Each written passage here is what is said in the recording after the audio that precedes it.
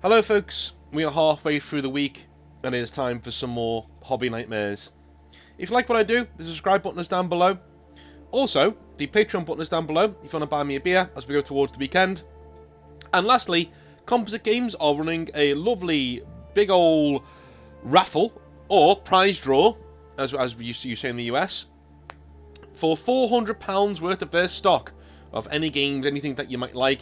The link is down below to the crowdfunder website where you can go and sign up to be a part of that. The draw will happen in May. Good luck trying to get your £400 worth of free models. And by the way, they can ship anywhere in the world because it's a prize and they're not selling it. So they can ship anywhere in the world without any issue whatsoever. Lovely, lovely stuff. Right.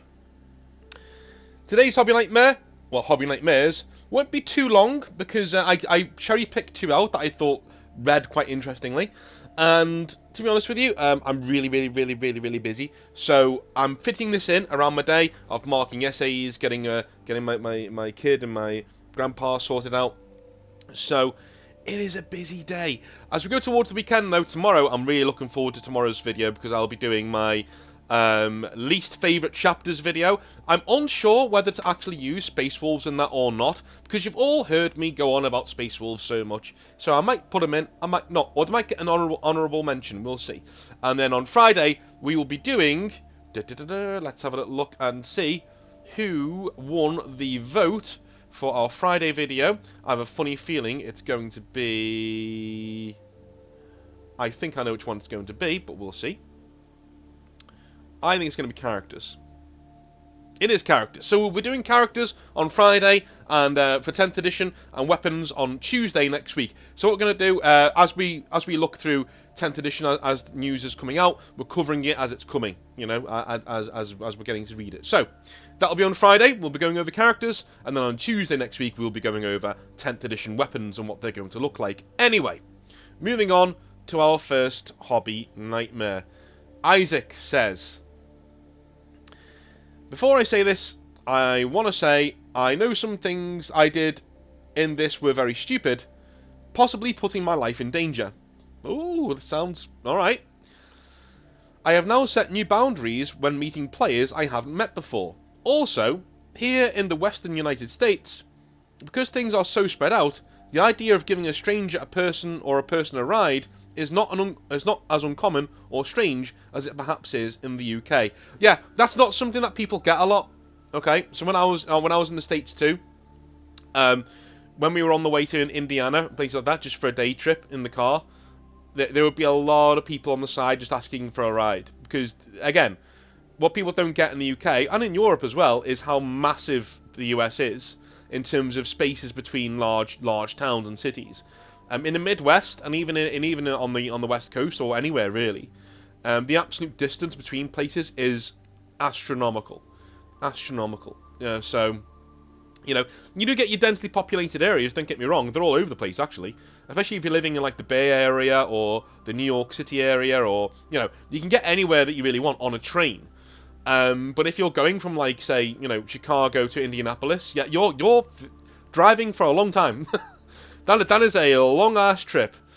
So yeah, I would say it's not as uncommon over there. Yes, definitely. This happened to me when Kill Team 2.0 had recently come out.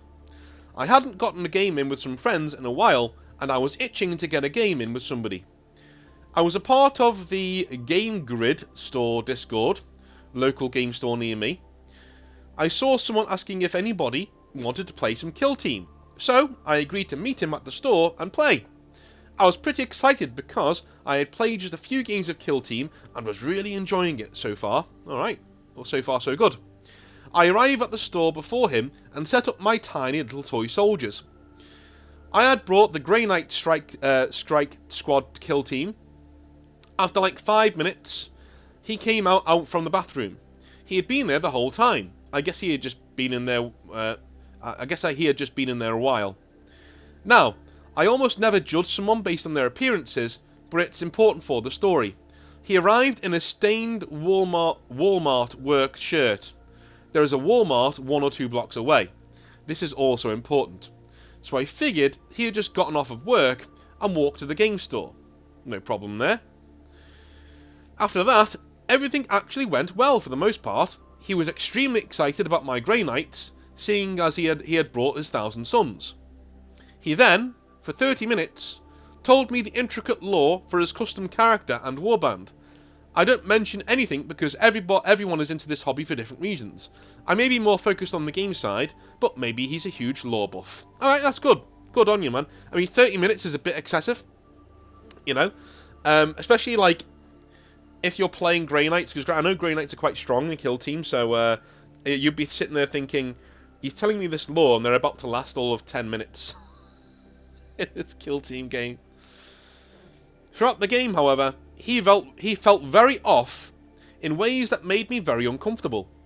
For example, he would react extremely poorly when things didn't go his way, or when either of us forgot rules or got rules wrong. Remember, Kill Team had just come out like a month ago, so we had both played maybe a sum total of 4 games in total. He would get extremely upset, to the point I would typically just fold, and we would play it his way anyway.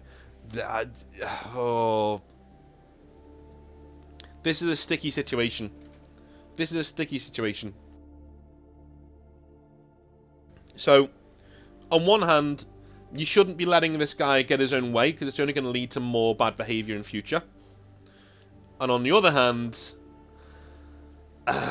yeah, this guy's already being volatile, and you have the opportunity to cut this guy out of your life after this game. Maybe just playing him, getting it out the way, and putting him on the do not play list is the best way to go about it. You know? When the game was finished, we packed up our lists and shook hands, and I was just excited to get home. But as I turned around, I heard something that made my heart drop. Hey, can I get a ride to work? I don't think the buses run this late. I asked where he worked, and he said, Walmart. Thank God, it's literally a 2-minute drive. Under this assumption, I agree. Here, in the western United States, at least where I live, giving someone a ride isn't such a weird idea because everything is so spread out. If you don't give that person a ride, it could be miles before they reach a train, and that train probably only runs for a few hours. It's not until we got into my car that he mentions that it's not the Walmart down the road, but one that is almost a 45-minute drive. Yeah, fuck it, get out my car. Get out my car. Get out my car. I am not driving you 45 minutes. I'm not going 45 minutes out of my way. Listen, if I did 45 minutes out of my way, that is an incredible Good Samaritan move on my part, right? It's not my responsibility to get you to work. If I don't want to be a massive Good Samaritan right now, you don't get to guilt trip me. This has happened to me so many times. When somebody expects you to go above and beyond by a country mile, especially in customer service, and you're like, yeah, that's not my responsibility. I'm not in the mood to go that far. I want to go home. I want to go home. So no, I'm not doing that. What, you're not going above and beyond? No, I'm not going above and beyond this one time. No, I can't be bothered. Sorry. It's not, I don't need to go above and beyond. It's my choice whether I want to go above and beyond. You haven't earned the right for me to go above and beyond. I don't want you in my car. Please leave. I have very, very, very short temper for users, and for people who just expect you to pull them through life. You know? If you want to help yourself, I'll help you. But if you're being a dick, and you're expecting me to sort out your life, to sort out your stuff, to get you to work when I've just met you, get the fuck out of my car. Get out. Anyway. In retrospect, I should have called him an Uber, but in the moment, I was just thinking to put this all behind me and get this over with. Right now, I'm also focusing on being as polite as possible. I don't want him to get upset again. Begrudgingly, I begin to drive him, and to try to make small talk. I make the critical mistake of asking why he doesn't have a car, thinking it would be, oh, it's in the mechanic, or I'm in a tight spot financially. But his response is, my parents and psychologists think I would run into a crowd of people. Get out my car! Get out my car! Slam on the brakes! Get the fuck out! Get out, or I will skull drag you by your nose through the window. Get out my car. Honest to God. Honest to fucking God. The people in this hobby at times. The beggar's belief. He then goes on a 20-minute rant about how his doctor and his parents teamed up on him and diagnosed him with bipolar disorder to ruin his life. Of course, yeah, it's their fault. And that he is not bipolar. Of course you're not, mate. Of course you're not. At one point, he is shouting at full volume in my car. He is at least 30 years old, by the way. Again, I'm trying really hard to be understanding. Everything makes sense now, and I understand he clearly has some kind of mental disorder. But I feel very, very unsafe driving him, and are basically just agreeing with him on everything. I finally drop him off, and it occurs to me that he never mentioned a time he needs to be at work. Did he just show up to Walmart whenever he wants? I don't know. It's not my problem anymore. I drove away and said a tiny prayer to the God Emperor that the car ride didn't go in another direction. Yeah, I get what I did was very stupid. I'm a 21-year-old male who takes care of himself physically and works out semi-regularly. I don't mean to brag, I just mean to explain that being in any kind of danger driving the stranger was not on my mind. I wasn't that scared. It wasn't until we were in the car on the road that I realised if he wanted to hurt me, he actually could. Yeah, because you're concentrating on driving. That's why you stop the car. You stop the car. You tell him to get out of your car. Or you're calling the cops. I do feel kind of awful feeling this way. He clearly was just bipolar and mentally ill. Alright, mate. Right, I'm going to say this, right? There'll be a lot of people saying, well, you got to support him, man. You got to do... You guys know this is a channel that focuses on mental health. But mental health doesn't give you an excuse to be a prick to everybody around you all of the time and to be a fucking user. It doesn't. It doesn't. Right? It means that you should be approached with understanding and care. Yeah, sure. Sure. But you don't be a prick. Okay? Don't be a prick. Listen. I can only say it from someone who's been through it, right? I'm not bipolar, all right? I'm not going to claim to be anything like that. But I've been diagnosed with depression. I've been diagnosed with anxiety. I've been diagnosed with one or two things over the years, right? And taken meds for them, went off the meds, and then rebuilt my life slowly and steadily, and now I'm okay, right? I'm on a nice even keel. That's why I do the channel, because it helps, right? So, trust me, you will find nobody as sympathetic or empathetic to people with mental health issues as me. But that it's not an excuse, and that's what pisses me off. As someone who's gone through it, using it as an excuse, go fuck yourself. If you're the type of person who leans on it and says, well, it's just, I'm kind of like this and kind of like... He clearly isn't doing that, right? He clearly isn't doing that. This guy just seems like a bit of a tool to me. And somebody who is really mentally unstable. But you can have a tool who's mentally unstable. You can. Well, from what you've described here, the guy underneath all that bipolar disorder is still a prick. Do you know what I'm saying? So he deserves all of the sympathy in the world for having bipolar, yeah. But he's still a prick. Do you know what I'm saying? Like, if you stripped away the bipolar and he was a normal guy, he'd still be a prick. So this is how you got to look at mental health sometimes. I'm friends with a couple of therapists, and one of whom he's been asking me to advertise on the channel for a while. I'm not sure whether I want to do it yet. But, like, I'm telling you now, they approach it in exactly the same way. Good therapist approaches it in exactly the same way, right? They're able to separate your mental illness from you. Because they have to. They've got to know you. They're not trying to get to know your mental illness. They know what your mental illness is within, like, a couple of sessions. They will have a good idea of what's going on in your brain. What they're trying to do is to know you, the person underneath, and then how to help that person, right? So, he described once to me as the mental illness being like a dragon or a demon, like hanging over the person.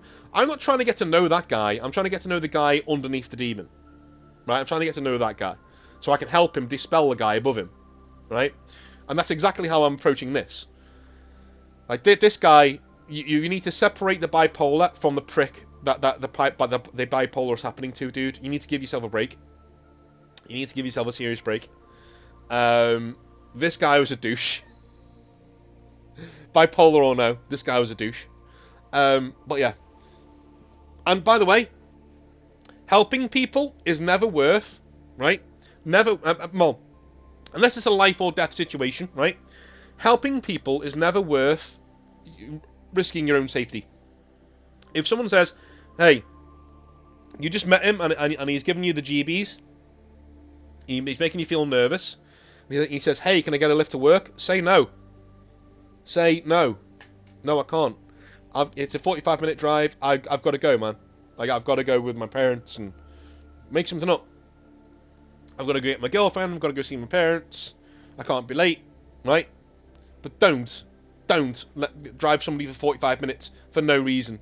I know you were trying to say just get out the way. Do not drive anybody in your car that you do not know 45 minutes out of your way. Do not do it. Okay? And again, you know, I get why you did it. You know, the States is different, and that's all cool. But this is my advice to other people. Don't do it. Right?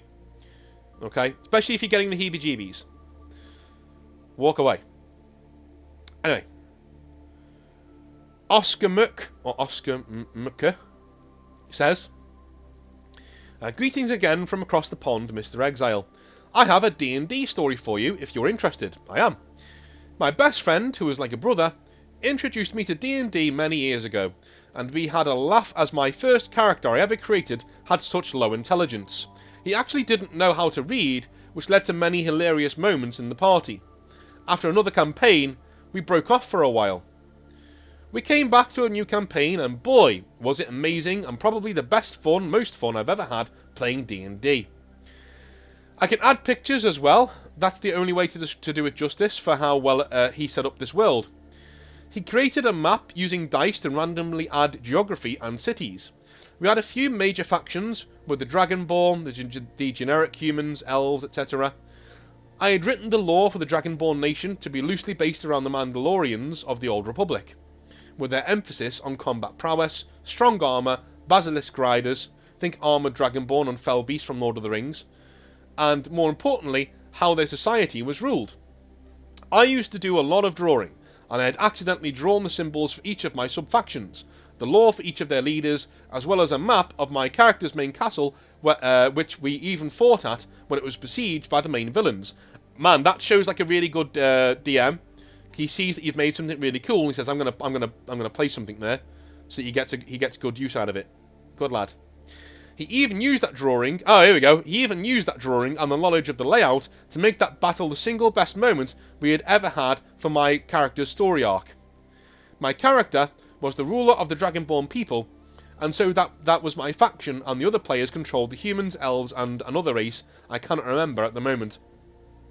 We had essentially played multiple games of Risk on the map that actually built the world that we were playing. My dice rolls and narrative decisions even played out almost exactly how the downfall of Mandalore happened, and my race split into 5 warring factions, all fighting to be the rightful ruler of the Dragonborn. In this early game of Risk, after the schism, I was beset on all sides, fighting my kin and the elves. The elves eventually pushed to my capital city, and used a type of chemical weapon to render the place uninhabitable, and that was where the game of Risk ended, and D&D began. Wow. Once in-game, my once proud nation reduced to my clan loyal to me, a couple of my loyal soldiers that needed to be reminded why I deserved the leadership, and a few who were outwardly hostile to me and my allies. I honestly wish I remembered more of this game, but it was many years ago, so most of the details are lost to me. I still look fondly back at the picture I took of the map before we moved to the D&D section. My brother is an amazing storyteller, and actually made me work hard to reunite my people and not just hand it to me or have plot convenience help me. I really wish I could go back to 2017 and play it all over again. Now that I made myself sad with nostalgia, I'm going to go paint some models to feel better. Dude, that sounds like an epic campaign. That sounds amazing. Like I think we've all had that one campaign.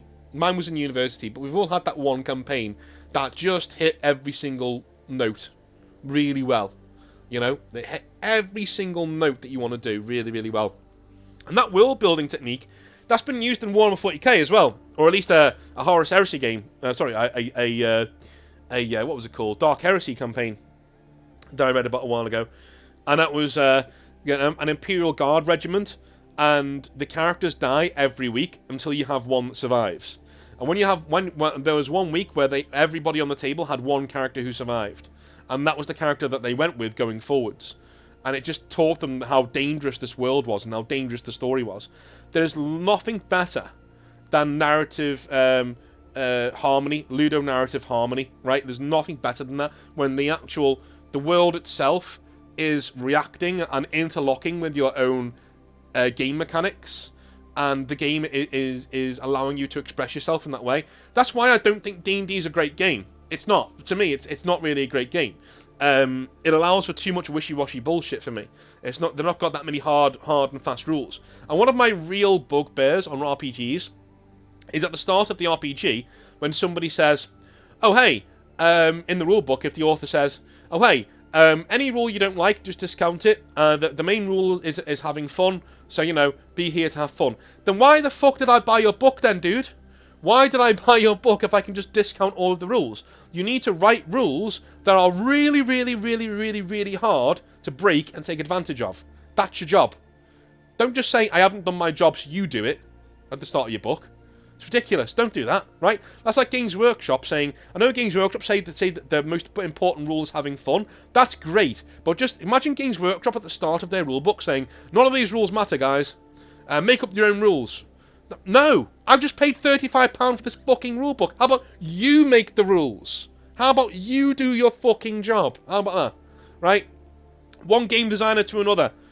Those of you who played in my games, you know how much it's a bugbear of mine, right? And if you played any games that I've written, you know how much of a bugbear it is. Don't do it. Write good rules. Take the time and energy and write good rules. Don't just let the players do it. Anyway, enough ranting from me. I love you all a long time. I told you it'd be a shorter one today, unfortunately. But tomorrow we'll be doing my least favourite Space Marine chapters. And on Friday we'll be doing our look at characters in 10th edition and what the bloody hell they're going to look like. That should be an interesting one because I love my characters in 40k. Love you all a long time. I will speak to you tomorrow. Have a wonderful rest of your evening. Have a good one. Bye now.